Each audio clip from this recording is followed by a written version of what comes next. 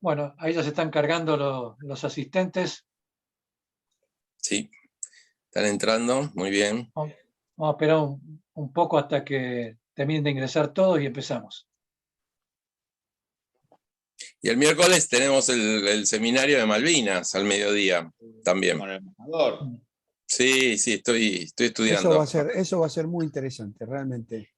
Bueno, espero, Horacio, que sirva. Son reflexiones, no es un paper académico. Son reflexiones sobre otros papers y otros temas. No, va a estar muy bueno. Soy el único orador aparte. Sí, porque es el cuarto seminario que doy. Toda la culpa la empezó Fabián, la tiene, que me invitó a hablar a Cancillería sobre estos temas. Y a partir de ahí me llevaron a los otros seminarios. Está muy bien lo que está haciendo. Lo tenés que transformar en un libro eso después. Espero, sí.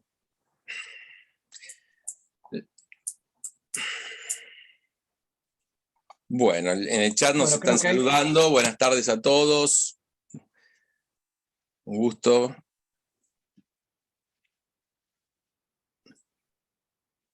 Una pregunta mientras tanto, Fabián, ese video, Horacio, también que mandaste, ¿no? De estadounidenses ahí en operaciones, en el teatro de operaciones, ¿esos por ahí son doble nacionalidad, doble pasaporte o se escabulleron?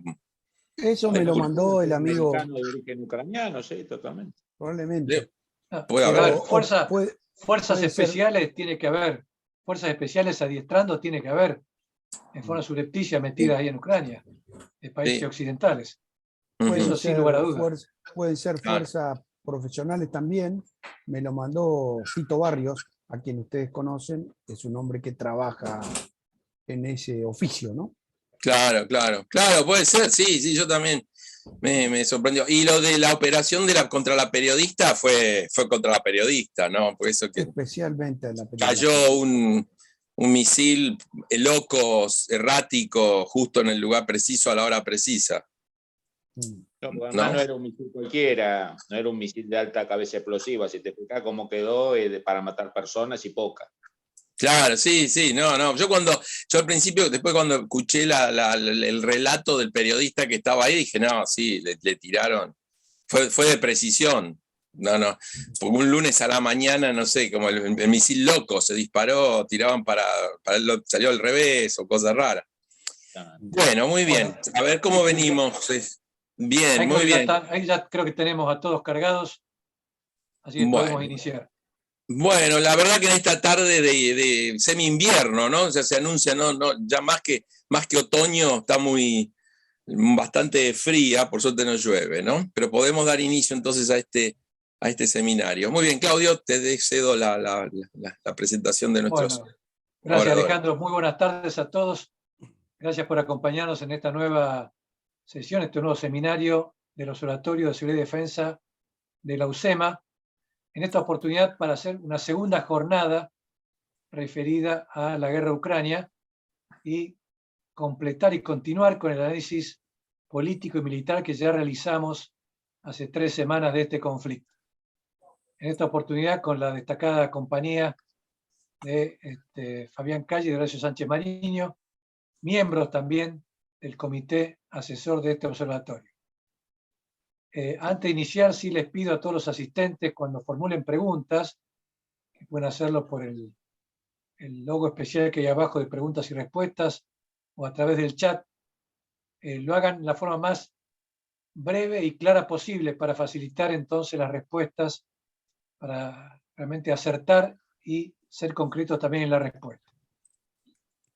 Dicho esto, vamos a iniciar.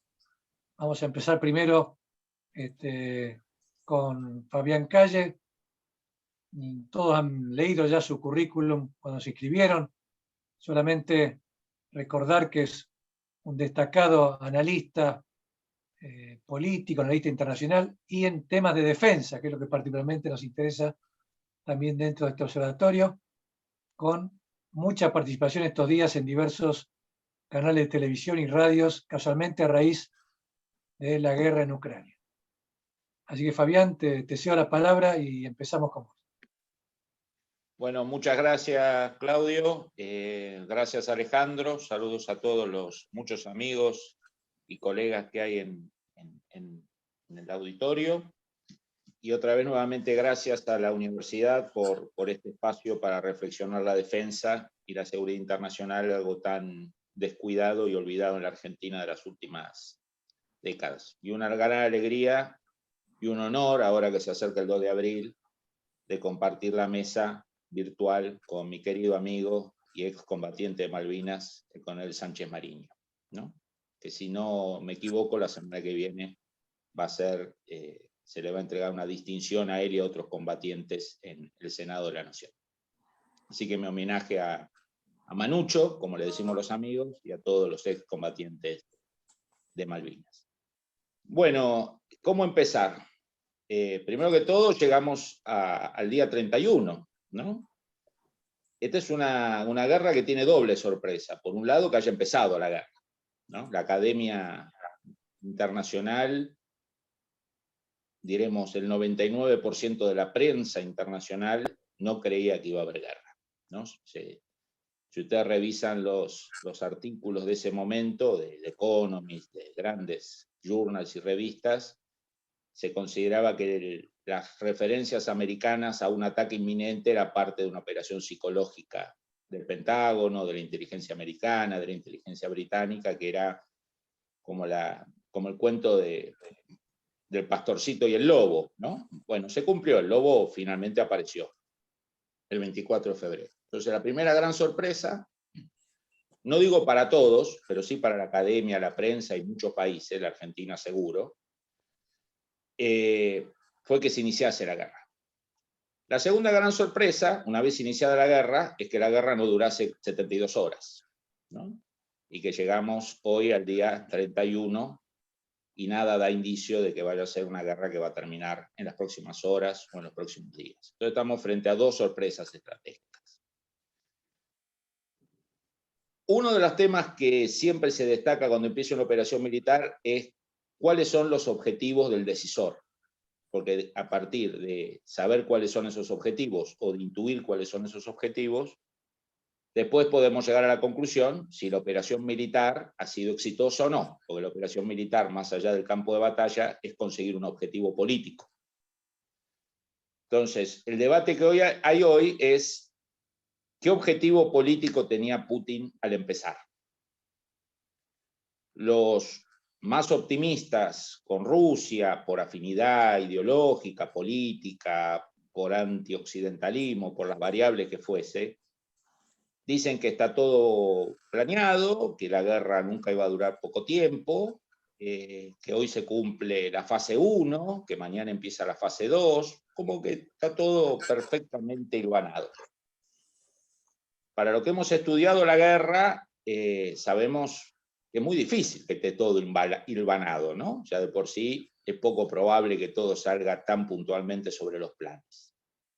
Pero uno va a algunos detalles, por ejemplo, que muestran que las cosas no están saliendo como lo planeado. Si uno planifica, como dijo hoy el ministro de Defensa ruso, que nos alegramos que esté vivo porque hacía 15 días que no aparecía y había muchas versiones sobre su estado de salud, digamos, ¿no? Y dónde estaba. Que la fase 1 terminó muy exitosamente y que la fase 2 empezaba ahora. Bueno, si hay ese esquema de lógica bélica, no se entiende mucho la operación helitransportada sobre Kiev el 24 de febrero. Digamos, ¿no? Un asalto al centro del poder como para provocar un derrumbe y un colapso del gobierno ucraniano. Operación que fracasó. No se entiende un ataque en cinco direcciones diferentes si la prioridad era Donbass, Odessa y el sureste de Ucrania. No se entiende las columnas de ataque rusas, por ejemplo, desde Bielorrusia, ¿no? Del 24 de febrero. Si los objetivos eran el este de Ucrania, no se entiende una operación militar que abarca casi toda Ucrania, y además con pocos hombres. 160.000 hombres para el segundo país más grande de Europa, ¿no? Eso muestra que el plan A no anduvo. Y uno empieza a entender algunos gestos raros que hubo en Moscú en los días previos. Por ejemplo, ¿quién de ustedes recuerda, después de 22 años de gobierno de Putin, una reunión de gabinete televisada donde los ministros tienen que mirar a la cámara y decir a la cámara que apoyan a Putin en una decisión? ¿Ustedes recuerdan alguna videoconferencia de ese tipo? Bueno, la hubo el 23 de febrero. Después de 22 años en el poder, por algún motivo que desconocemos, Putin quiso mostrarle al mundo y a Rusia que sus ministros lo apoyaban en la decisión de empezar una operación militar. Lo segundo que llama la atención es que el que dudó abiertamente en esa conferencia de prensa, y de hecho se comió un reto antológico y una humillación muy importante, fue el jefe de los servicios de inteligencia rusos. No fue el ministro de Agricultura, el de Comercio, fue el hombre que supuestamente maneja los mayores niveles de información sobre cuál es la situación en Rusia, cuál podría ser la reacción de Occidente, el tema de las sanciones, etc. Entonces, esa duda del jefe de inteligencia ruso el 23 de febrero, alguno fue interpretado que era un fóbico social, que le tenía pánico escénico. Bueno, lo más probable es que no haya sido ninguna de esas dos cosas, sino que la inteligencia rusa a lo mejor no coincidía 100% con que esto iba a ser un paseo. Después están todas las versiones, algunas bastante confirmadas, de ciertas sanciones o corridos de cargos importantes, algunos militares y oficiales de inteligencia, el subjefe de la Guardia Nacional rusa, que es la fuerza supuestamente más leal y personal de Putin, supuestamente fue desplazado de su cargo. El encargado de la inteligencia rusa en Ucrania también fue sancionado. O sea, hay un conjunto de eventos, algunos de ellos bastante chequeados, otros pueden pertenecer a la propaganda y acción de inteligencia occidental, que también están jugando a la desinformación. Entonces estamos frente a un plan B. Y un plan B que hasta que se anuncia hoy que las fuerzas se van a concentrar solamente en el este y sur, que hay que ver eso, cómo impacta en el resto de la guerra, es una guerra generalizada en toda Ucrania. Insisto, con una ecuación, cantidad de hombres, kilómetro cuadrado, muy reducida, ¿no? Si uno divide los 160.000 hombres, de los cuales 20 a 25% conscriptos, que tenían que regresar a sus casas esta primera semana de abril que viene, ¿no? Así que imagínense el estado de ánimo de esos combatientes, ¿no? Que se veían que le faltaban 30, 60 días para volver a su casa, y no solo no vuelven a su casa, sino que van a una guerra de alta intensidad. Si uno mide esos 160.000 hombres y lo divide por kilómetros cuadrados y población, hace muchas décadas que no hay una invasión con una ratio tan baja de hombres por kilómetro cuadrado y de hombres por cantidad de población. ¿Eso qué implica? Dos factores. Uno, que haya sido planificado como una guerra corta y rápida y provocando una especie de implosión en el régimen ucraniano, implica que a lo mejor Rusia no tomó con total puntillosidad una larga y constante cadena logística para una guerra de larga duración y extendida en toda la región. Es una hipótesis. Si uno piensa que hay una guerra corta, los combustibles, las municiones, los hospitales y un conjunto de variables que tienen que reemplazar, que tienen que apoyar la acción militar, cambian con respecto si uno piensa que va a ser una guerra de meses o de años.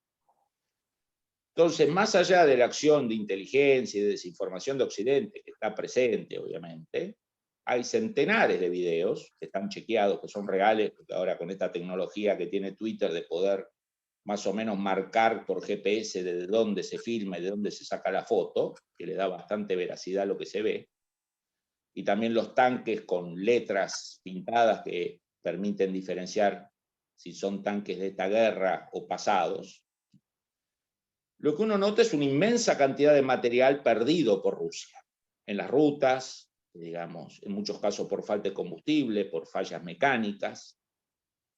Lo que uno ve son centenares de videos de soldados rusos asaltando supermercados, kioscos, ¿no? Bajándose de los vehículos de transporte para abrir las heladeras, ¿no? El otro día vi un humorista americano que decía que la mejor forma de matar rusos era poner bomba en las heladeras de los supermercados en Ucrania, ¿no? Una especie de humor negro, pero que habla de algunos problemas de disciplina y quizás algunos problemas logísticos de alimentos.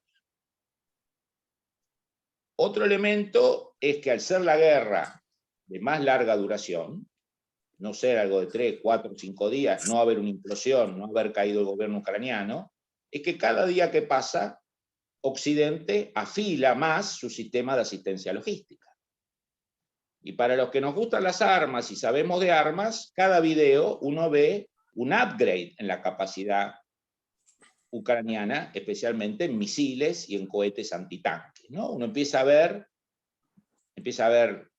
al principio RPG, después los Enlo, después los Carl-Gustav, después los AT-4 y ahora los Stinger. Digamos, cada video se nota que hay un flujo de asistencia material que va creciendo. Cuando uno ve los uniformes, ve un ejército ucraniano con uniforme de combate, con botas de invierno, chalecos antibala, cascos, webcam, Googles, de visión nocturna, o sea, ve un ejército bien equipado. Cosa que tiene cierta lógica porque este ejército no empezó la guerra el 24 de febrero. La empezó el 14, en el año 2014 con el tema de Donbass, una guerra que la prensa occidental no cubrió, pero que entre el 14 y el 22 provocó alrededor de 30.000 bajas, ¿no? Donde se usaron drones. Aquellos que seguimos los temas bélicos, le hemos dado importancia a ese conflicto. Para la prensa internacional, el ejército ucraniano empezó el 24 de febrero. Este ejército ucraniano tiene 27.000 hombres que han sido entrenados por la OTAN a lo largo de estos últimos 8 años. Tiene una cantidad de asistencia militar muy importante de Occidente, tiene operaciones de entrenamiento tanto del Pentágono como de la CIA, como especialmente de Gran Bretaña, que ha tenido un rol y está teniendo un rol muy, muy, muy activo, seguramente en el terreno también. Entonces, estamos frente a un escenario, digamos, de alta incertidumbre. El argumento que se puede usar es, bueno, cada día, o que se usaba hasta hace 15 días, está bien, Rusia tiene problemas, pero sigue avanzando, ¿no? Uno lo escuchaba en CNN, en The Economist, en algunos Journal. Bueno, más allá de esto se avanza. El problema es que en las últimas 2 semanas Rusia no está avanzando tampoco. Digamos, Mariupol, que parecía que estaba a punto caramelo para caer, puede ser que caiga mañana, pero hoy no cayó, y la están dando por caída hace 10 días y no cae, ¿no? Odessa, que era supuestamente un objetivo fácil para la infantería de marina rusa, porque estaba en el sur, cerca de Crimea, lejos de la OTAN y todo eso, tampoco cae, ¿no? Las columnas atacadas por los ucranianos lo que muestra son grandes presencias de blindados sin acompañamiento de infantería y muchas veces sin acompañamiento de helicópteros de ataque ruso. Lo que se nota en videos es la existencia de artillería pesada ucraniana, ¿no? Hay videos de cañones de 152 ucranianos disparando, guiados por GPS, guiados por drones. Hay actividad aérea reducida, pero siguen todos los días algún avión ucraniano dando vuelta por el aire. Hay todos los días información del abatimiento de helicópteros o de aviones que vuelan por debajo de los 5.000 metros. Eso quiere decir que hay una capacidad antiaérea bastante articulada o no desarticulada del caso ucraniano. Cerrado el tema del campo estratégico militar, yo creo que lo peor que puede pasar en este conflicto es que Putin se vaya con las manos vacías. Ese es uno de los grandes dilemas de Occidente, digamos, ¿no? ¿Hasta qué punto un Putin humillado no termina siendo un serio peligro, ¿no? Entonces acá empezamos a entrar en cuáles pueden ser los premios consuelo que permitan a Putin apostar más a la solución diplomática que a la solución militar. Hay un canal de diálogo diplomático, lo sabemos, la última reunión, por lo que han contado a la prensa internacional, ha durado casi 7 horas. O sea, si uno negocia durante 7 horas, más allá de los acuerdos, algo hay, algo hay. Claramente Ucrania se siente cada día que pasa en el campo militar más orgullosa y más confiada. Eso implica que no va a ceder tan rápido. Y también Estados Unidos, Gran Bretaña y otros actores la están presionando, la están apoyando para que no acepte rápidamente ciertas decisiones de Rusia. Por lo tanto, hay un canal de negociación. La duda que uno empieza a tener es ¿con qué premio consuelo Putin puede ordenar que se negocie, digamos, que fluya algún tipo de acuerdo? Y acá es donde entran algunas hipótesis, ¿no? Por ejemplo, si uno mira el mapa de las batallas, daría la sensación que la conquista de Mariupol podría ser, digamos, un premio, entre comillas, que le permita a Putin presentar esta guerra como algo que permitió consolidar a la influencia rusa sobre la frontera más cercana a Ucrania y conectar la zona de Donbass con Crimea. Ahí podría haber como una cierta lógica para presentarle al público eso. La declaración rusa de hoy, de que las operaciones se van a concentrar en el este y en el sur, más allá de que a lo mejor eso no sea así, sigamos viendo operaciones militares de alta intensidad en Kiev y eventualmente un ingreso de tropas bielorrusas en el norte, para tratar de separar Kiev de la frontera polaca y dificultar la asistencia logística, viene en este sentido, ¿no? O sea, tomemos Mariupol y a partir de ahí, con una ciudad importante, porque todavía Rusia no tomó ninguna ciudad importante, tomó una sola, de menos de 500.000 de habitantes, ahí podemos tener una base para no sentarnos de manera humillante en la mesa de negociación, ¿no? Entonces digo, uno de los grandes desafíos que hay hoy en la diplomacia y en el campo de batalla, que tiene que ser la continuidad de las decisiones políticas, en este caso no solo de Ucrania, sino de los países que tienen influencia sobre ella, básicamente Estados Unidos y en menor medida Europa, es qué cosas en el campo de batalla, donde claramente ninguno de los dos, Rusia es imposible, Ucrania es imposible que gane, a Ucrania como guerra asimétrica lo que le corresponde es no perder, y por ahora lo está haciendo. Y Rusia, por otro lado, se ve venir una guerra de inmenso desgaste, que todo indica que va a ir empeorando, porque las sanciones económicas van a ir perjudicando a Rusia cada vez más, y los flujos de armamentos es muy probable que más allá de avances rusos sigan existiendo, ¿no?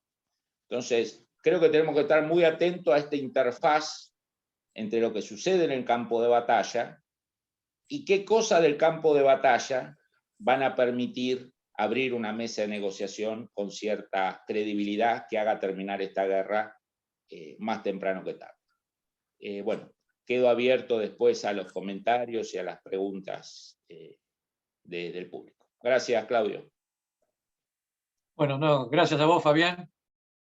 Siempre con un panorama muy claro, muy bien explicado, que permite que todos en pocos minutos puedan tener una visión bastante clara de lo que está pasando, desde lo que son las relaciones internacionales hasta aspectos específicos de defensa, aspectos militares. Así que ha sido muy claro, muy esclarecedor. Muchas gracias, Fabián.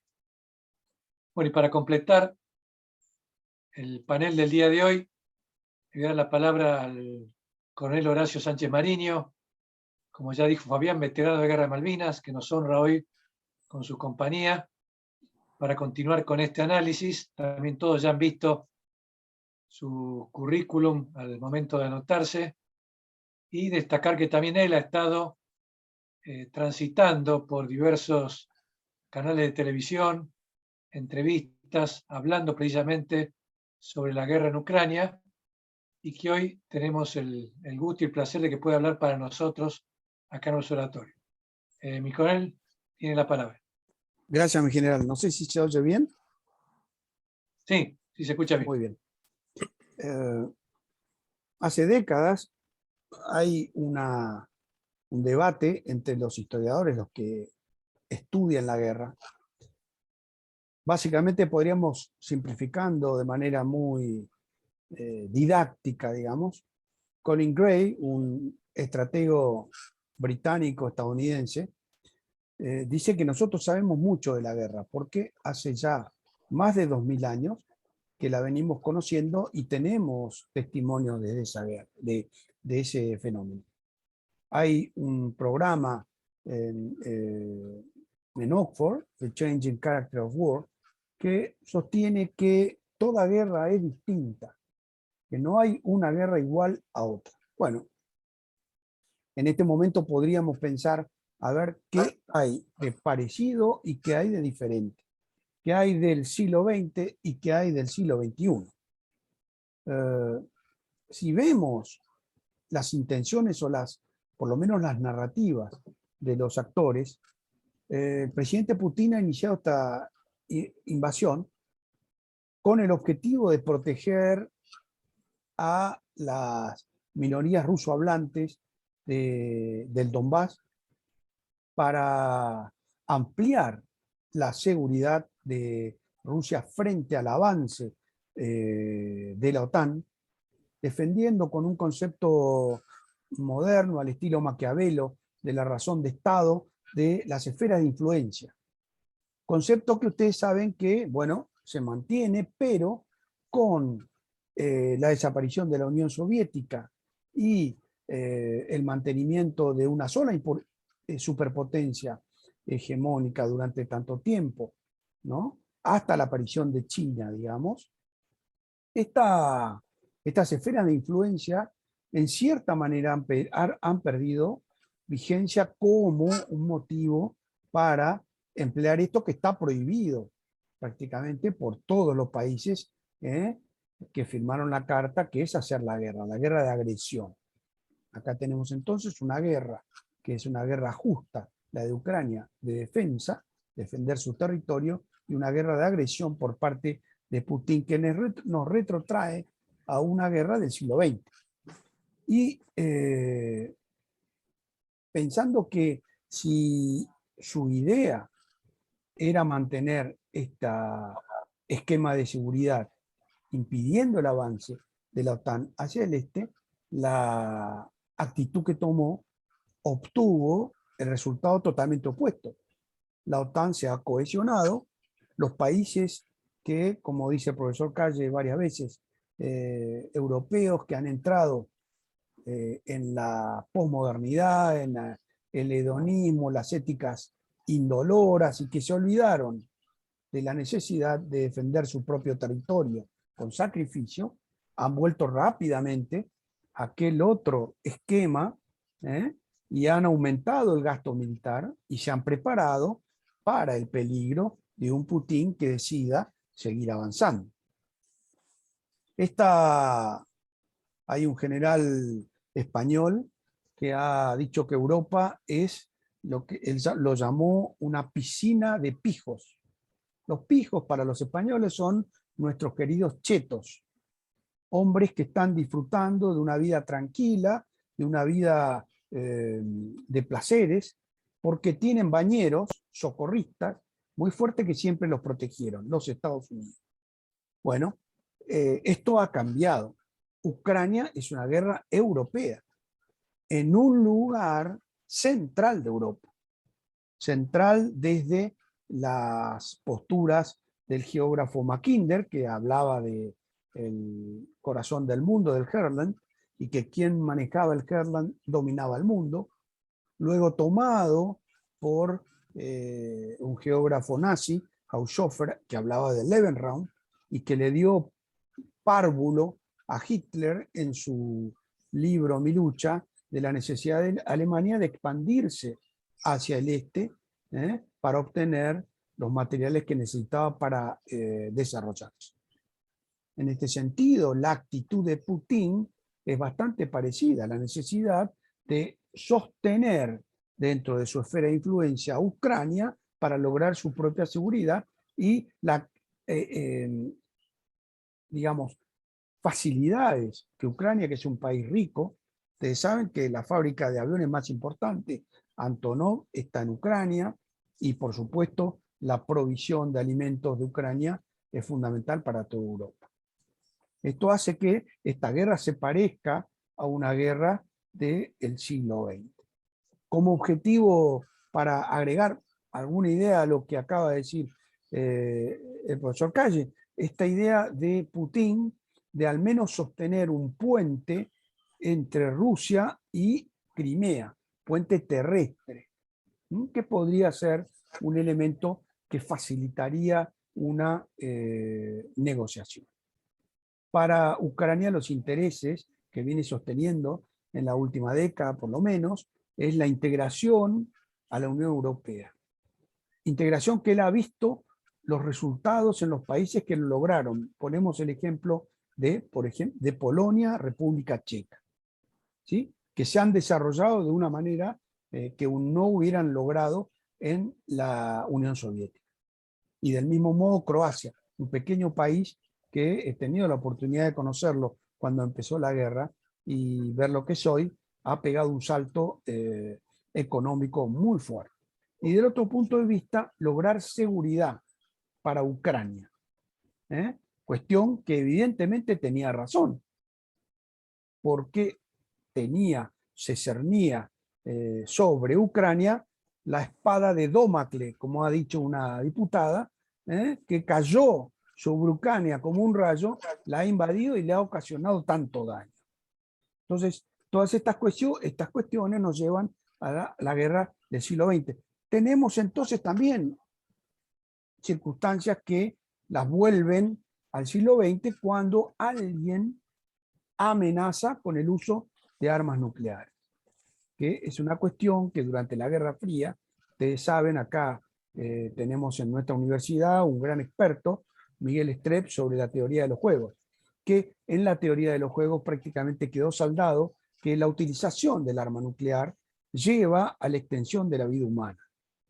De hecho, hubo experimentos empíricos, astrónomos estadounidenses que estudiaban el cielo de Marte y unas enormes nubes de polvo que volaban con vientos de grandes velocidades, trajeron esos datos y los pusieron en computadoras en la Tierra y descubrieron que si eso ocurría, que es uno de los fenómenos posibles en una guerra nuclear, una gran nube de polvo sostenida durante meses con fuertes vientos, la vida se extinguía.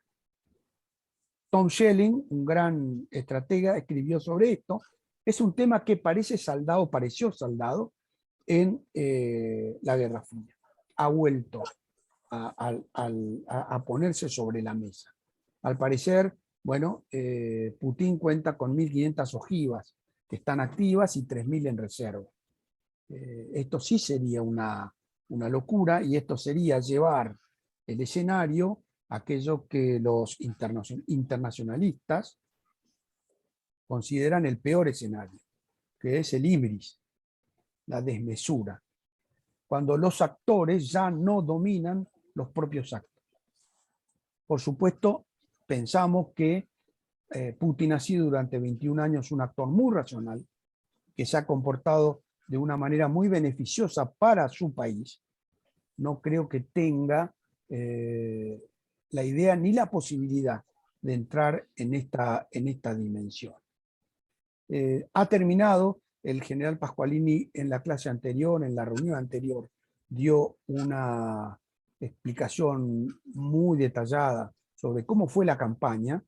Bueno, esa campaña ha terminado. El ataque en todos esos frentes, en el frente de Kiev, en el este, etcétera, ha terminado. Incluso en este momento, con ese esquema que también el general Pasqualini explicó sobre una defensa móvil, ha mostrado la acción ofensiva de Ucrania como herramientas de la defensa. Hay contraataques, fundamentalmente en las afueras de Kiev, en Irpin, un suburbio que quedó en manos de los rusos, ha vuelto a manos ucranianas. Hay contraataques en el sur y hay una acción muy misteriosa todavía en el puerto de Mykolaiv, donde se hundió un barco gigantesco que era uno de las vías de reaprovisionamiento rusa muy importante. Ese barco y la destrucción del puerto y otro barco que abandona rápidamente el puerto incendiándose. La ciudad de Kharkiv resiste, la ciudad de Kherson está bajo control ruso, pero hace 1 o 2 días se ha producido un ataque aéreo ucraniano al aeródromo de Kherson que produjo la destrucción de varios helicópteros rusos. Los videos están mostrando este fenómeno. Mariupol es un bolsillo parecido a aquellos que vimos en Sarajevo, todavía no cae, o probablemente los rusos no deseen entrar a sangre y fuego ahí, a pesar de que muchos civiles han abandonado el lugar, pero ahí se ha mostrado que la brutalidad rusa no ha mermado desde los tiempos que nosotros conocimos. Atacaron ahí una maternidad y atacaron un teatro donde mataron solamente civiles. El presidente Zelensky ha pedido ayuda militar y Occidente ha provisto esa ayuda militar, que ha sido muy útil, y de armas muy específicas. El profesor Calle ha mencionado algunas, y en este momento se están negociando incluso con Turquía la provisión de unos misiles S-400, ¿no?, que Turquía había comprado en un momento de, bueno, mal humor con la OTAN a Rusia. Estados Unidos habría ofrecido misiles Patriot para reemplazar. Turquía está jugando un papel bastante ambiguo, pero todavía sin salir de su rol de miembro de la OTAN. Occidente ha decidido no entregar armas ofensivas, aviones, por ejemplo.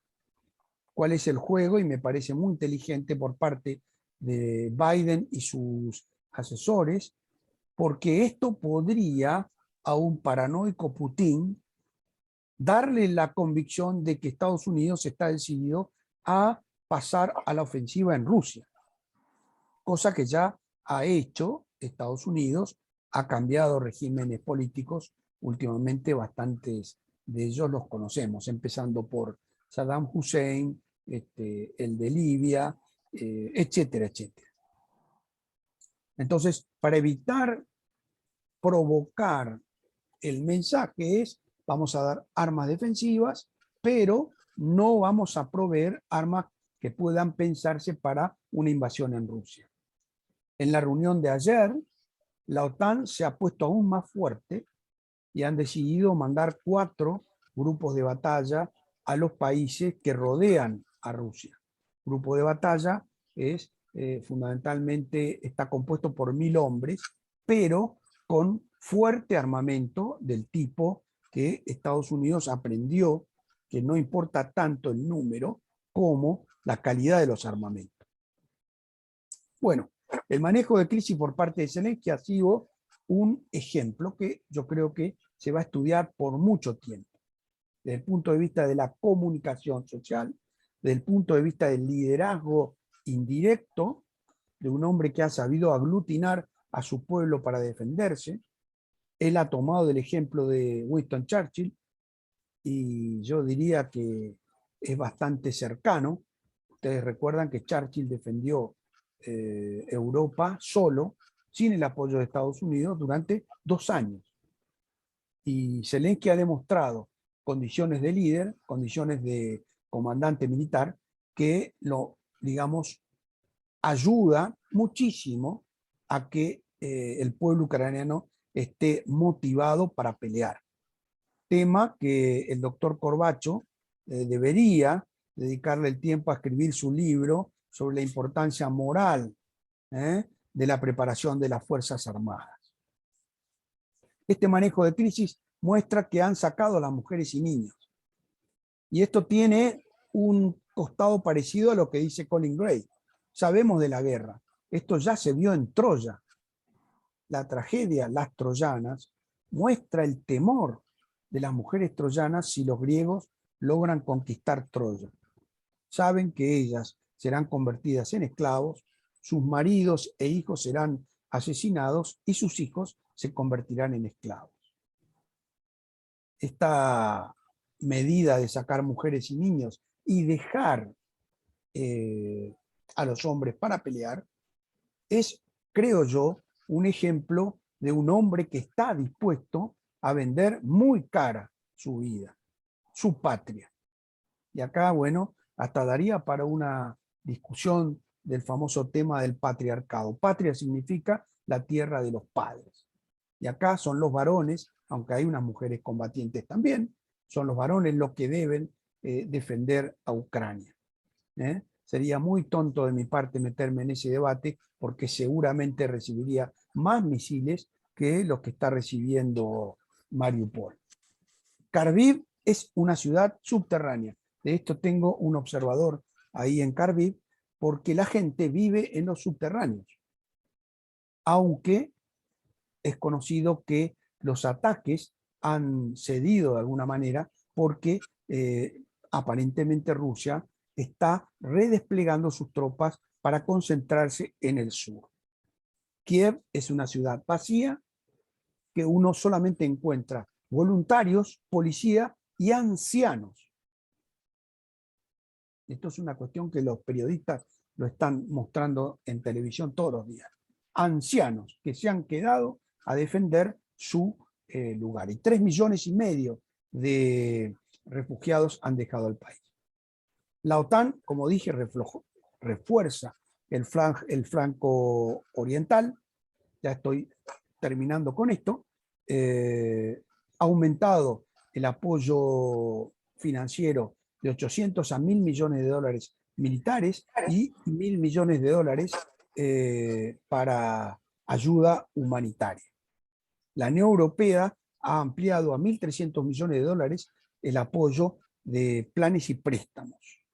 De esa reunión en Bruselas todavía no sabemos mucho, pero van a salir muchas iniciativas que obviamente irán en la dirección de apoyar y defender a Ucrania. También sabemos que Estados Unidos cortó la compra de gas y petróleo a Rusia. Y la Unión Europea ha decidido reducir esa compra en 2/3 hacia fin de año. Alemania frenó el gasoducto del norte y ha decidido, bueno, incrementar el porcentaje del Producto Bruto en gasto militar. Prácticamente el temor de Putin se ha materializado.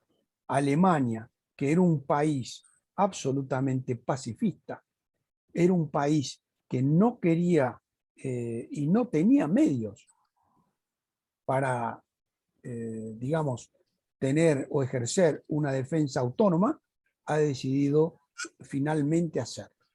Estas son situaciones que, por supuesto, es un final abierto. Las negociaciones están abiertas. El negociador ruso Medinsky dice que están hablando 7 días a la semana y así seguirán hasta que se consiga lograr la salida negociada, lo cual es, bueno, auspicioso para el fin de la guerra. Lo cierto es que todavía siguen combatiendo, lo cierto es que tendremos todavía mucho para seguir este conflicto que es tan importante. Yo creo que después en alguna pregunta llegará para cómo afecta este conflicto en el gran escenario del cambio de la estructura internacional con la aparición de Rusia y con las nuevas alianzas, el AUKUS, el sistema de alianzas cuadragenal del Oriente, etc. Pero en lo que respecta a Ucrania, es una guerra europea Europa se ha comprometido y el gran socorrista de esa pileta de chetos ha venido en socorro de esos muchachos que van a tener que empezar a practicar con el chaleco y el casco. Muchas gracias. Claudio, estás silenciado. Ahora sí, Bueno, estaba muteado. bueno, Muchas gracias, mi coronel. Muy claro todo y gracias por un poco dar la continuidad también de cómo ha evolucionado la situación militar desde la última conferencia del observatorio hasta el día de hoy. Que coincidentemente, desde el 4 de marzo, cuando fue la conferencia, hasta el día de hoy, no ha habido grandes cambios en el mapa, muy pocos cambios, ha habido un estancamiento evidente en las operaciones y, coincidiendo con lo que los dos han dicho, los progresos han sido más que todo al este y al sur. O sea que ya se iba haciendo evidente esto que ahora se anuncia, ya es evidente hace varios días, con la intención por el este de conectar con avance al sur de Kharkov hacia la zona del Donbass y de la zona del Donbass hacia el noroeste, y también en el sur ya los intentos de avanzar más allá de Mykolaiv no están prosperando, han sido rechazados. Mykolaiv es un terreno llave importante porque es un nudo carretero que les permite después dirigirse hacia varios puntos de Ucrania, incluido Odessa. No lo han logrado y se han concentrado sí a atacar por el este y por el oeste a Mariupol, que es donde obviamente, como ya se dijo, tienen en este momento propuesto todo el esfuerzo para conquistar la ciudad. Y ayer ya algunas tropas habían llegado al centro de Mariupol, o sea que lentamente con el asedio van logrando la conquista. Pero puede tardar desde un día hasta 10 días más, ¿no? Dependiendo de la capacidad de resistencia. Bueno, vamos a pasar a las preguntas, si te parece, Alejandro. sí, yo quería, gracias Claudio también. Bueno, gracias. Antes de pasar a las preguntas que están muy interesantes, hay muchas, vamos a tratar de responder la mayoría, las más que podamos, pero realmente son muy, muy interesantes. Pero yo quería, realmente le agradezco a Fabián y le agradezco a Horacio la calidad de la presentación, porque realmente traen a temas que son a la vista temas relevantes en los cuales estamos viviendo, y algunos temas que como ustedes, como bien apareció esta palabra, se han enterrado en el pasado o por decreto se abolieron, ¿no? Yo estoy escribiendo ahora sobre la regla de 10 años, que en Gran Bretaña habían afirmado que como no iba a haber guerra en 10 años, no se preparaban. Gran Bretaña entre 1919 y 1932 no se preparó para una guerra importante, sino simplemente para perseguir grupos nativos o insurrecciones locales. O sea, esto es, yo lo que creo que lo que une a las dos presentaciones, que si bien las dos presentaciones tienen una dimensión militar, unen muy bien lo militar con lo político y lo político entre la política nacional y la política internacional. Me parece que voy a disentir un poquito con la idea de guerra del siglo XX como concepto, porque yo creo que lo que estamos viendo es que no es que hay un siglo XX y una guerra del siglo XX y una guerra del siglo XXI. Eso era lo que se pensaba hasta ahora. ¿Por qué? Se había combatido realmente a sociedades más atrasadas. La novedad es que acá se estuvo combatiendo, digamos, hasta ahora, se estaba combatiendo en Afganistán, se estaba combatiendo en Irak, no estaban las fuerzas o los poderes que eran el núcleo, que habían sido el núcleo del desarrollo del pensamiento militar occidental. Entonces, obviamente, esto era parecido a esas situaciones de entreguerra en la cual se estaba combatiendo a tribus, a insurgentes, a pequeñas guerras, ¿no? Es este auge o guerras coloniales, ¿no?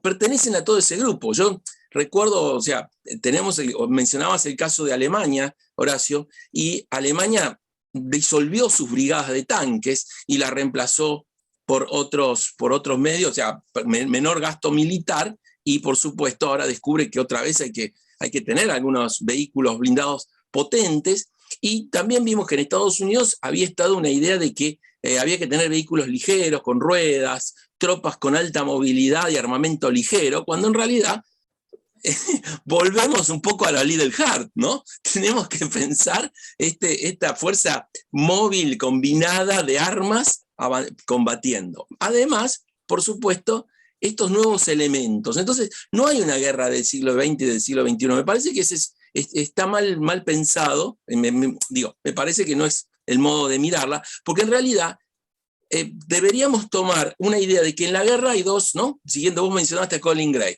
Acá, adelante mío, en la biblioteca, estaba mirando el libro, tengo ahí como el lugar de adoración de Colin Gray. En su libro de estrategia, ¿no? Estrategia contemporánea, él tiene la idea, separa claramente, digamos, siguiendo a Clausewitz, esta idea de la naturaleza y la gramática de la guerra. En realidad lo que estábamos pensando era, de vuelta, yo le agradezco, por un lado, nosotros tenemos los que estudiamos temas de defensa, seguridad, que abrazamos las teorías del realismo en sus distintas visiones, pero que tenemos una idea de que es importante la seguridad y la supervivencia, tenemos que agradecer, digamos, que el tema, que Putin ha vuelto a poner este tema en el tapete, y que en realidad no ha desaparecido la guerra. Las guerras siguen estando, sigue siendo un acto de violencia organizada entre estados o comunidades. El tema era pensar, por eso digo, yo recuerdo que tuve en mi propia universidad una vez una alta autoridad, la más alta autoridad de la casa, no Edgardo Zablowski, me dijo, no sé para qué estudias guerras, si ya pasaron de moda, ahora se usan drones. O sea, ese fue, en un pasillo, la respuesta de qué era lo que tenía que, en realidad que yo estaba equivocado por estudiar de estos temas. Pero el problema, y la discusión es bueno, por eso algunos se dedican a economía y otros se dedican a otros temas, ¿no? Pero acá lo importante es que sea un dron, sea ciberguerra, sea lo que sea, sigue siendo, o sea, la naturaleza de la guerra no cambia, cambia la gramática, cambian los modos. Entonces, tuvimos las guerras de estas guerras periféricas, pero ahora la guerra salió de la periferia y están me gusta, Horacio, lo que vos dijiste, es una guerra europea, porque yo estaba pensando, digo, ¿es europeo o es a las puertas de Europa? Más o menos, está ahí, está en los laterales, no es el corazón. Una guerra europea pura sería, como vos estuviste ahí en el terreno, en los Balcanes, una guerra europea pura sería el corazón de Europa, Francia, Alemania. Entonces digo, existe esto de Ucrania y Rusia es como el borde de la marca romana, ¿no? Estamos por ahí. Pensando si de los Urales para acá Rusia es Europa. Entonces, pero ha vuelto esa guerra, y esa guerra ha despertado, ha producido justamente lo que decía, lo que hablabas de la pileta esta de chetos, y que Martin Van Clever llama los pussycats, ¿no? Hay que hacer la guerra ahora con gente, digamos, que que no se preparaba mentalmente ni físicamente para este tipo de cosas y que no estaba acostumbrada a las privaciones. Bueno, Ucrania está mostrando que eso es importante. Ha vuelto el nacionalismo, pero un nacionalismo sano. Realmente estamos viendo, en Ucrania es un nacionalismo sano, no es este hipernacionalismo anti todo, sino que es positivo. Y estamos viendo que, digamos, países que Polonia y mismo los países de la ex Unión Soviética, que sufrieron el control de la ex Unión Soviética, reciben con los brazos abiertos a los ucranianos y están dispuestos a darle todo el apoyo, porque acá se ha revivido la imagen de que, bueno, luego de la horda nazi viene la horda soviética, o sea, vienen del este, venían los hunos, o sea, venían los bárbaros en la historia europea, ahora vienen desde el mismo lugar otra gente que pueda hacer lo mismo. Entonces, tenemos esta continuidad de la historia. Y el límite moderno es las armas nucleares, ¿no? Yo creo que hubo situaciones de crisis muy graves, muy serias durante la Guerra Fría, y no llegamos a esta situación. Entonces creo que, y mismo ustedes ven el despliegue o el desarrollo de la guerra, es lo que se ataca hacia el este, hacia el oeste, digamos, de Ucrania, es porque Rusia piensa que hay centros de entrenamiento, abastecimiento, control. Así que me parece que en ese sentido no estamos viendo una guerra del siglo XX, estamos viendo una guerra moderna entre fuerzas estatales modernas de estados nacionales consolidados. Me parece que con gobiernos consolidados. Si bien Zelensky justamente adopta este modelo finlandés, este modelo de desgaste, pero me parece que eso es lo que puede haber. Y me parece que tampoco es que la historia se repite, pero sí, por ejemplo, lo que surgen son estos años de historia y de conocimiento que nos permiten saber que en lo militar se utilizarán drones en vez de aviones, ¿no? Tripulados, se utilizarán ciberguerra en vez de misiles, pero bueno, ahora se están usando misiles hipersónicos o algún otro tipo de armamento, pero en el fondo siguen siendo los hombres que están combatiendo, la carne son los que están poniendo, con los valores que han sido siempre los mismos, ¿no? El honor, la patria, ¿no? Los intereses, por supuesto, económicos, el preservar la vida. Y también, bueno, la idea de la estructura de un mapa mental internacional, de cómo debería estar estructurado el mundo, y mismo también, en base a lo que comentaba Fabián, el modelo de negociación. Y bueno, uno puede decir, a ver, porque digamos, uno puede decir, Putin, había una similitud con Hitler, y decían, bueno, Hitler, Putin es Hitler. Me parece que es un error hacer esa comparación. Uno puede decir, es un estilo, tiene un formato, se comportaría, pero hay límites. Cuando estaba Hitler no había OTAN, cuando estaba Hitler no había armas nucleares, y ese es el techo hasta ahora que se encuentra Putin, y de hecho lo han dicho, porque finalmente después de toda la idea de mostrar armas nucleares de ambos lados, ambas partes han dicho, bueno, vamos a actuar si está en peligro, si hay peligro de extinción, ¿no? Si nos vemos amenazados. Así que me parece que las dos exposiciones juntan esa noción de esta continuidad y de una vuelta que uno podría pensar, bueno, terminaron, como hace poco estábamos viendo un artículo de Juan Bataleme, ¿no? Terminaron estas vacaciones de la posguerra fría con el 2001 y terminaron también esta otra paseo periférico en el que surge a partir del 2013 en adelante, y ahora volvemos al periodo de las grandes potencias, ¿no? La presencia de las grandes potencias, los estados nacionales, y por supuesto que van a seguir funcionando los mecanismos y los organismos multilaterales, ¿no? Entonces veremos cómo se desarrollan las negociaciones. Si a mí me preguntan, yo digo, esto no es Múnich del 38, pero yo lo llamaría un Múnich modificado, porque también debe haber presión en Occidente hacia Zelensky para que afloje, porque el problema es que se acumulan muertos civiles, y eso es lo que en el fondo ambas partes deberían estar buscando evitar, o sea, minimizar el incremento de la destrucción, como había una pregunta por ahí, ¿no? Que Zelensky quiere, que Putin quiere destruir todo. Bueno, también sabemos por la historia que los líderes autocráticos pueden ser muy vengativos. Así que bueno, les agradezco su presentación y pasamos a las preguntas. Gracias. Bueno, gracias por tu aporte, Alejandro. Y bueno, efectivamente la guerra es como vos decís, o sea, la evolución, hay más dominios, hay más tecnología, hay más armas, pero eso no inhabilita seguir aplicando muchas técnicas y muchas formas de combatir de guerras del siglo pasado. De hecho, hemos visto fotos y videos con trincheras típicas de la Primera Guerra Mundial en esta guerra de Ucrania. O sea que todas esas cosas se mantienen y solamente se van agregando otras armas, otra tecnología y otros dominios. Volviendo a las preguntas, trato acá de agrupar un poco, son muchas las preguntas para poder contestar una por una. Agrupé acá algunas preguntas que se refieren más que todo a los objetivos de esta guerra. Hay una que dice, por ejemplo, cuáles son los objetivos de la OTAN en esta guerra.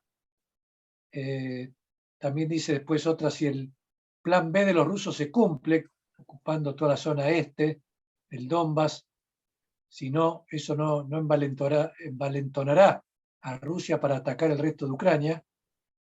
Y si a Putin no le alcanza con que Ucrania se declare neutral. No sé quién quiere encarar primero esto. Muy breve. A ver, el objetivo de Putin original nunca sabremos porque nadie de nosotros habló con él, pero por las acciones, los discursos, básicamente era un cambio de régimen en Ucrania. ¿no? Era un cambio de régimen. Lo anunció él el 24 de febrero.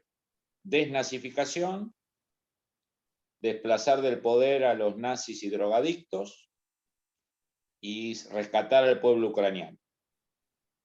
Bueno, pasamos de eso a negociar 7 días por semana con el delegado del supuesto nazi, por más que judío, y con abuelos asesinados en los campos de concentración, pero bueno, y drogadicto, con lo cual ya de por sí reconoce al gobierno de Zelensky. El 24, el 23 y el 24 era un régimen a cambiar y hoy es un régimen con el cual se negocia, ¿no? Y donde hay delegados personales y de hecho hay versiones en Moscú y en Kiev y en Occidente de una eventual reunión entre Putin y Zelensky. Con lo cual, evidentemente, el objetivo inicial era un cambio de régimen político. Eso claramente no se va a dar, ¿no? Claramente no se va a dar. El tema de la desmilitarización ucraniana. Va a ser muy difícil que un ejército ucraniano, con el prestigio que va a salir de esta guerra, se desmovilice y los pasen a retiros a todos. Creo que hay gente que se ha ganado el respeto hasta de los rusos. Por lo tanto, no veo posible que Ucrania se transforme en una especie de Costa Rica. Por último, concentrarse en la zona este y partir Ucrania en dos. Esto tiene dos consecuencias. Una, que la parte de oeste de Ucrania, que queda en manos de Occidente, se va a transformar en el arsenal de la OTAN.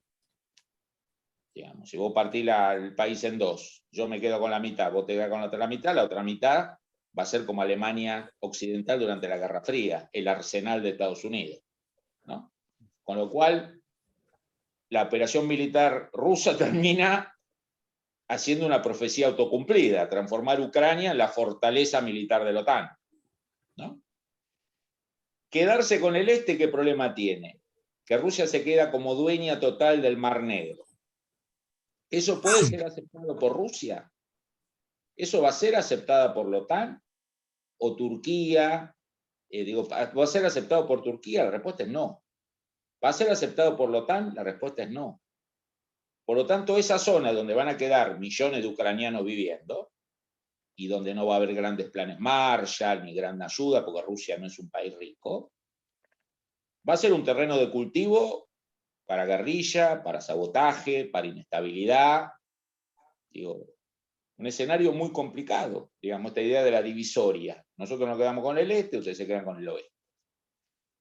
Entonces creo que Rusia lo que está haciendo, y el poder político ruso lo que está haciendo, es ir improvisando un poco los objetivos, ¿no? Pasamos de nazis drogadictos, a los cuales vamos a expulsar, a obtengamos resultados en el terreno que nos permitan negociar más fuertemente con ellos. Es un cambio de 0 a 1, ¿no? Es un cambio, parece cercano, pero es inmenso el cambio, ¿no? Entonces acá hay muchos desafíos y no se va a solucionar con un lápiz partiendo Ucrania en dos, digamos, no, claramente no.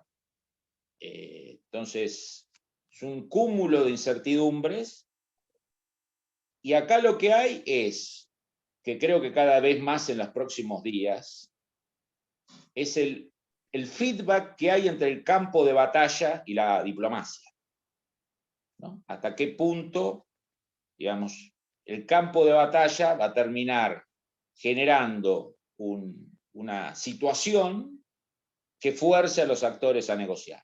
¿Cuáles de los dos actores logran conseguir un mínimo de resultados para su acervo? Creo que Ucrania ya lo tiene, digamos, la resistencia, que hace 2 semanas el frente ruso no avanza, que las ciudades no caen. Creo que hay un activo ya de Zelensky para sentarse con fuerza en esa mesa, si bien, digamos, va a tener que ceder muchas cosas. Y por otro lado, Rusia, que consiga algo que le permita a Putin sentarse en esa mesa con al menos un discurso hacia el frente interno de vencedor.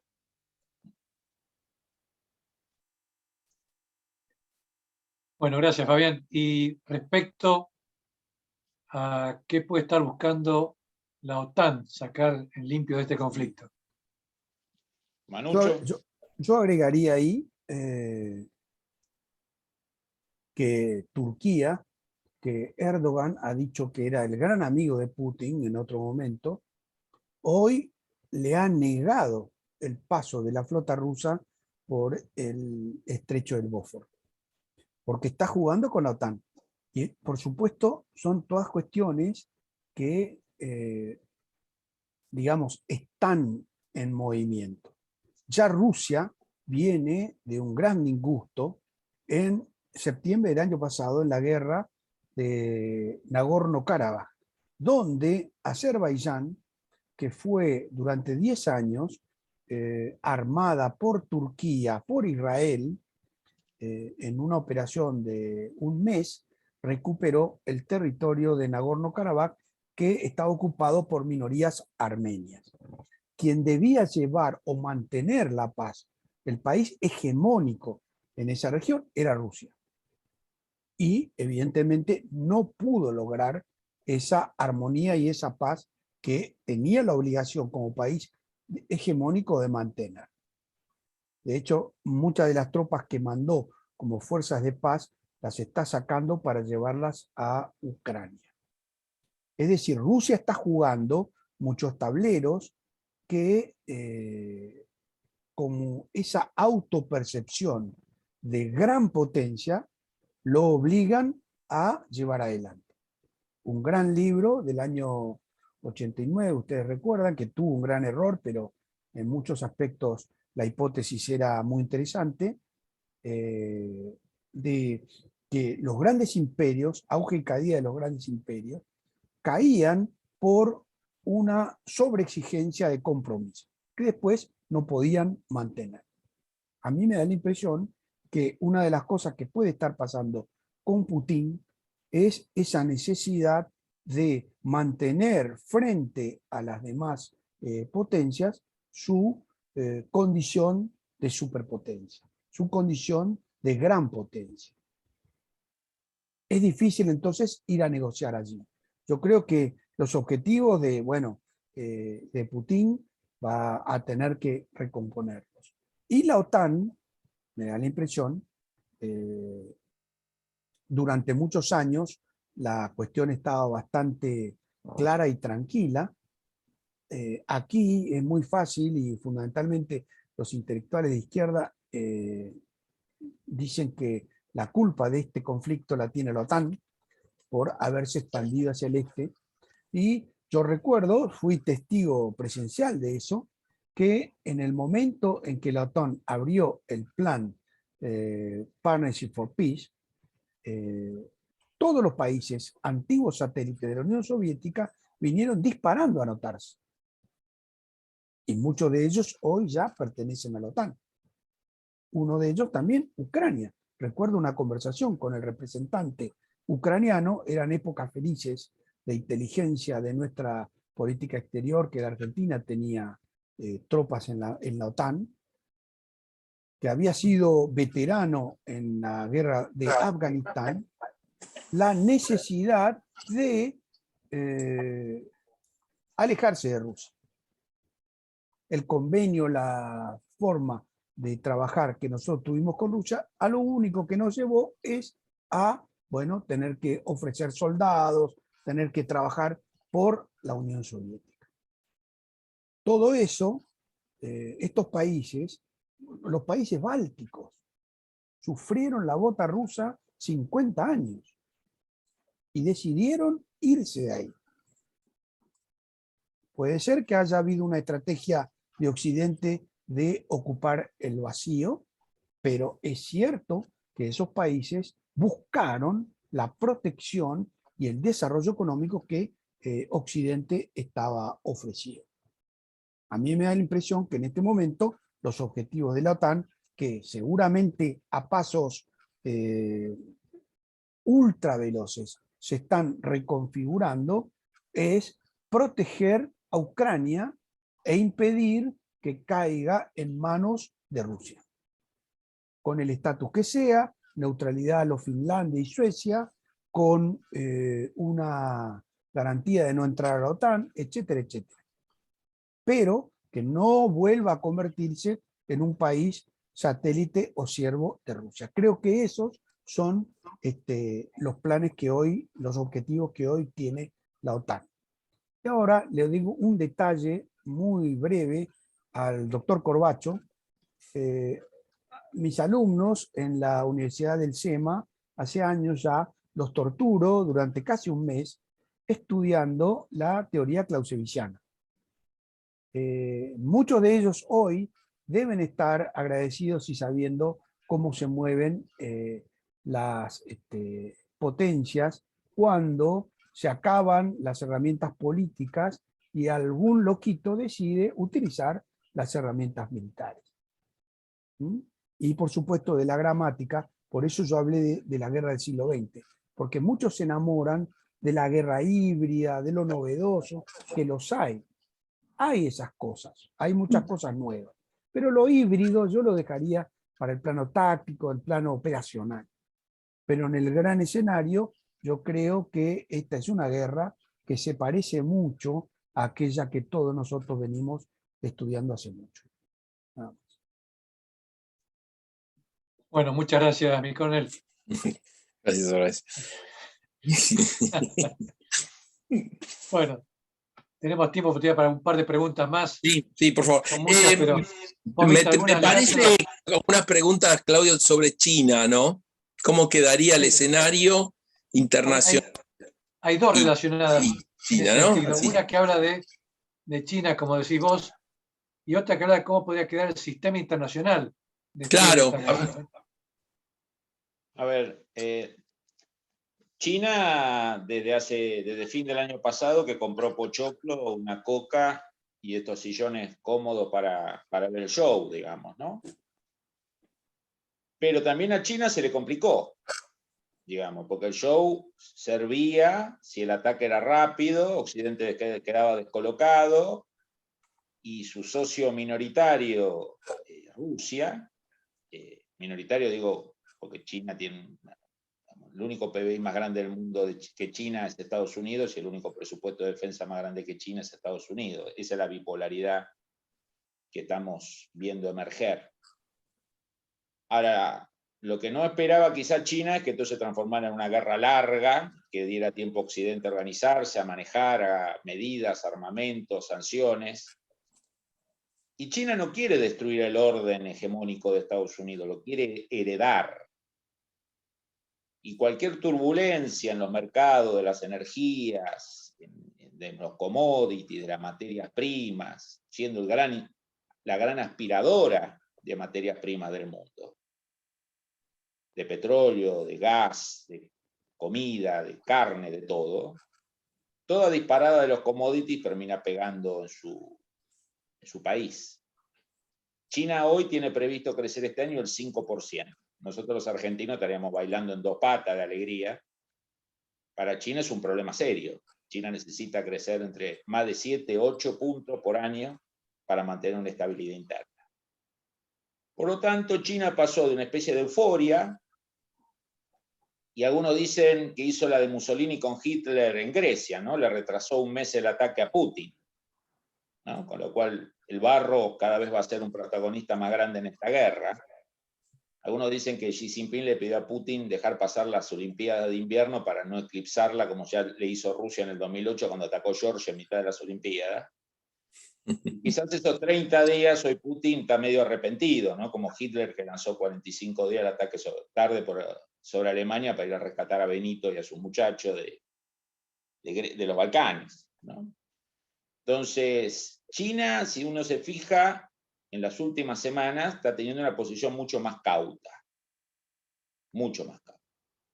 Y además porque a nivel retórico, cualquier apoyo a Rusia, a Donbass y a los separatistas es letra diplomática para Taiwán,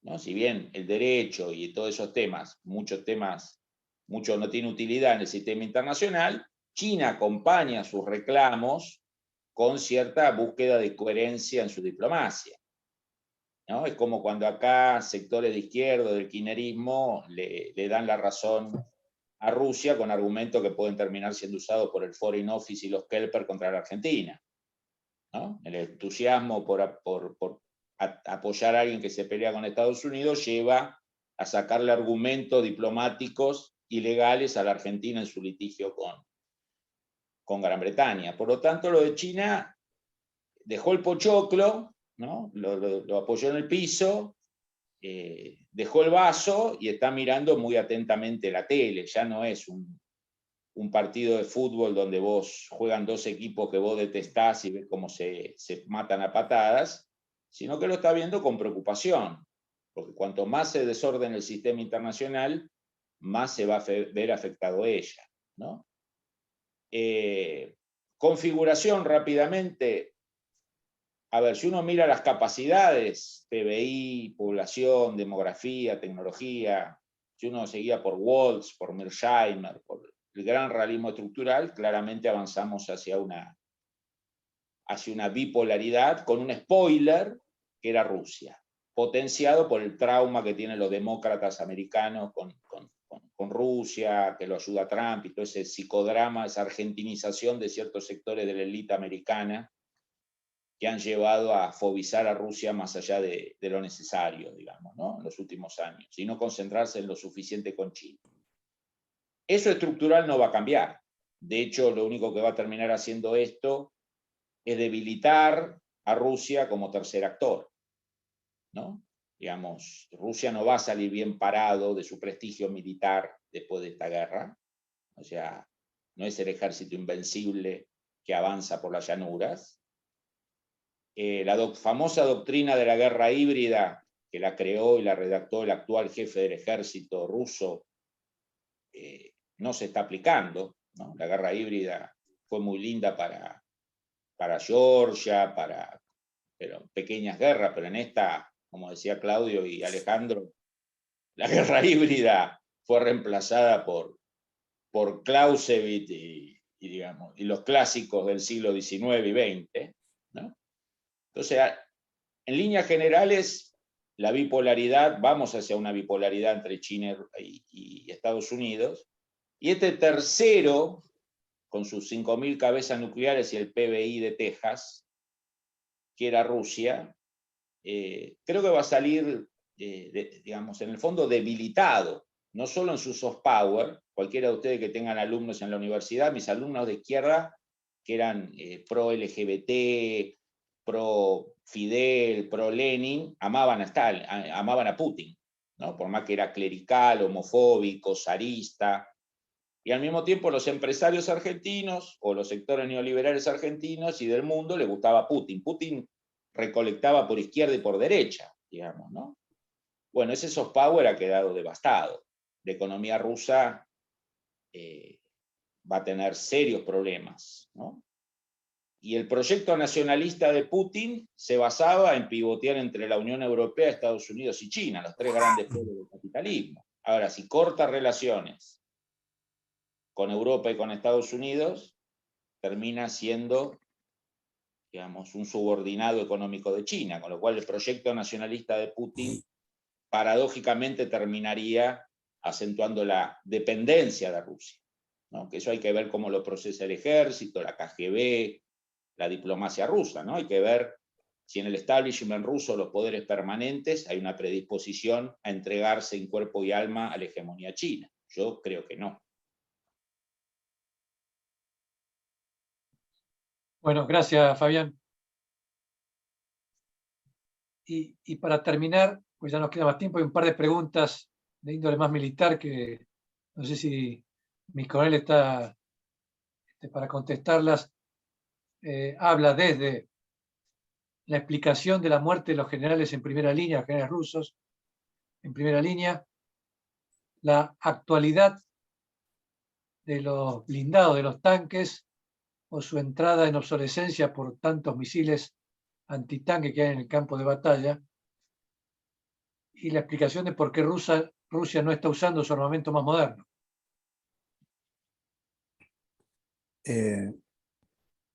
Usted piense lo que quiera quien hace esa pregunta, pero si tiene que pensar en la defensa de su país, no deje de pensar en tanques.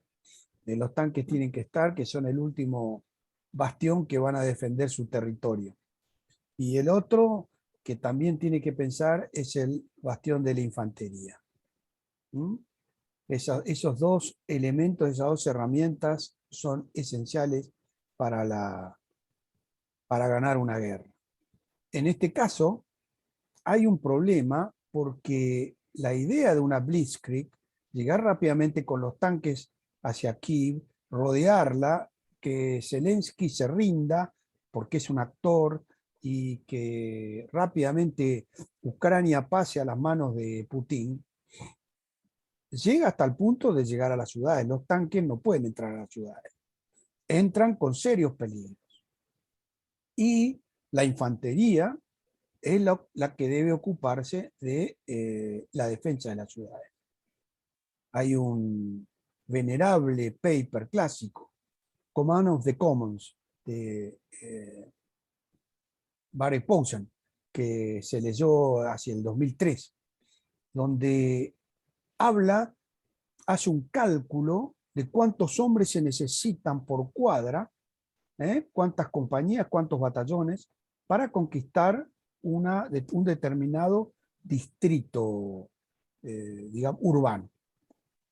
Y él, por supuesto, que hace un análisis muy estricto de las capacidades norteamericanas, que todavía tiene mucho valor ese paper, para saber de lo que estamos hablando entre las capacidades militares de la potencia, y lo pone como una de las mayores debilidades de los Estados Unidos.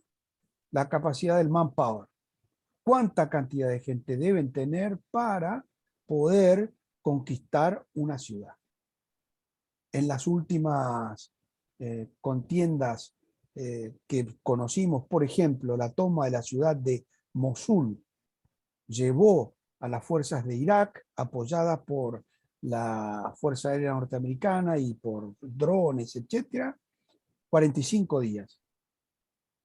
Los estadounidenses cercaron a los rebeldes en la batalla en la ciudad de Faluya. Vencieron en la batalla, pero ¿qué quedó de la ciudad? Solo piedras. Bueno, si esa es una de las herramientas que tiene Putin para vencer a Mariupol, no dejar piedra sobre piedra, obviamente puede llegar a vencer. Va a ser difícil que ingrese dentro de esos despojos de la ciudad, porque como pasó en Alepo, otra ciudad también destruida, los infantes tienen, hasta incluso se ha escrito, dando vueltas por ahí, ustedes lo pueden encontrar en internet, un manual del combate en localidades de John Spencer, un experto norteamericano. No es lo mismo, son herramientas para diferentes tipos de combate, y las armas más modernas de Rusia yo creo que las está utilizando. El problema es que, como ya el profesor Calle lo ha explicado, creo que en algún programa televisivo, utilizar un misil hiperveloz tiene que tener una razón táctica sumamente importante, porque la destrucción que propone es muy grande. Y por otro lado, la disponibilidad de estas armas no son tan amplias. Yo creo que lo que sí se ha demostrado es la falta de personal que tiene Rusia en esta campaña. Una de las razones por las cuales está frenada, además de la logística, que es fundamental. Tuvimos nosotros en la Escuela de Guerra un gran profesor, Pedro Lavalle, que nos explicó y nos hizo comprender la importancia de cualquier campaña, la importancia de la logística. Los mejores tácticos pueden fracasar si no tienen una logística detrás que los saca. Me da la impresión que esto ha ocurrido en Rusia. No sé cuál era la primera parte de la pregunta, mi general. No, después hablaba del tema de los generales rusos. Bueno, estamos hablando de combates muy cercanos, combates en localidades, combates donde la fortaleza de las fuerzas ucranianas, que no tienen suficientes tanques, que no tienen capacidad para enfrentar en, digamos, campo abierto, obviamente aprovechan esta oportunidad de estos vehículos y estos estas unidades blindadas que quedan empantanadas. Las que quedan empantanadas son atacadas por fuerzas que producen bajas. Y bueno, es así como quienes conducen las tropas normalmente son generales. Esto diría, yo no lo puedo afirmar, lo leí por ahí, de el fuerte problema que tiene hoy Rusia en el comando y control, que es otro de los elementos fundamentales de cualquier campaña. Es decir, que la orden desde el ápice estratégico llegue hasta el último soldado. Esto indica que los generales estarían obligados a llegar hasta la primera línea, porque no existe esa capacidad de comunicaciones, de comando y control que facilitaría mantener a los generales alejados de primera línea. Bueno, gracias, mi coronel. Y coincido con lo que dijo recién, especialmente lo que es blindado. Los blindados mantienen totalmente su vigencia. El problema es cuando los usan mal, cuando los usan sin el apoyo de la infantería, que es la que va protegiendo a los tanques, casualmente, de las armas antitanques. Y cuando avanzan los tanques solos, van expuestos a que sean emboscados.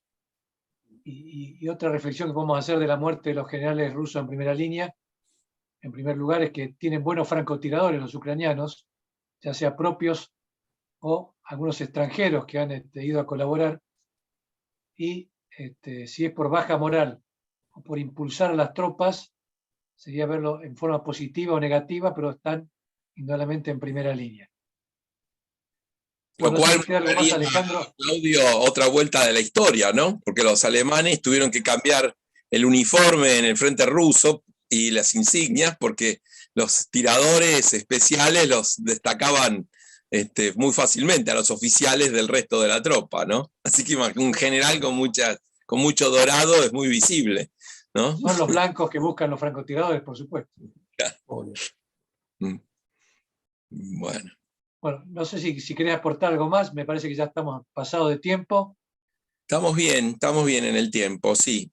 Bueno, no, quedan algunas preguntas, pero bueno, no podemos cubrir todo, pero bueno, yo quiero por mi parte agradecerles a Fabián y a Horacio su predisposición, su amabilidad de compartir con nosotros estos conocimientos y informarles que a los quienes nos están escuchando, que lo vamos a subir a la grabación de esta presentación también, ¿no? Así que va a estar accesible también para todos, y bueno, no sé, espero encontrarnos en la próxima reunión, ¿no? Que va a ser pronto.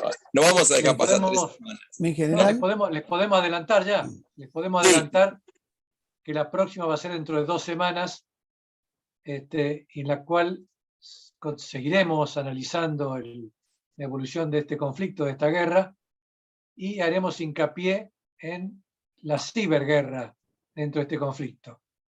Todo lo que tenga que ver con el empleo del ciberespacio, que ha tenido incluso mucho tiempo antes que empiece la invasión concretamente de Rusia, y que por supuesto continúa durante todo el periodo del conflicto armado. Así que en 2 semanas los esperamos para precisamente compartir eso. Eso sí, mi general, discúlpeme, eso sí es del siglo XXI. Yo quisiera agregar, vi por ahí una pregunta sobre el conflicto de los Balcanes y Estados Unidos. Es muy interesante comparar un caso y el otro. Yo estudié muy profundamente eso, escribí un libro sobre el conflicto, la guerra de los Balcanes, pero por supuesto daría para una nueva charla. Sí, por supuesto.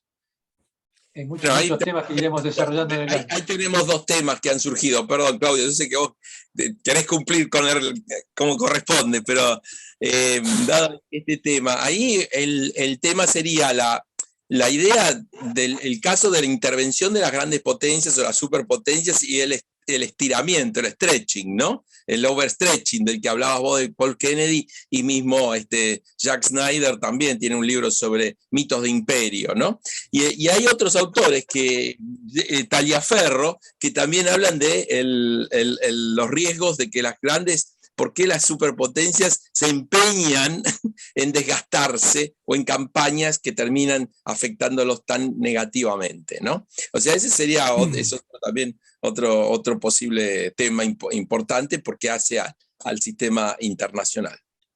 Así es. Así que bueno. Mi coronel Fabián, muchísimas gracias por todo. Gracias, Alejandro. Gracias, y gracias a todos los que nos acompañaron. Y gracias por Fabián. Mirá los buenos comentarios que te estamos teniendo. Muchas gracias entonces a todos por participar y por venir. Un viernes. Gracias. Nos vemos. Saludos.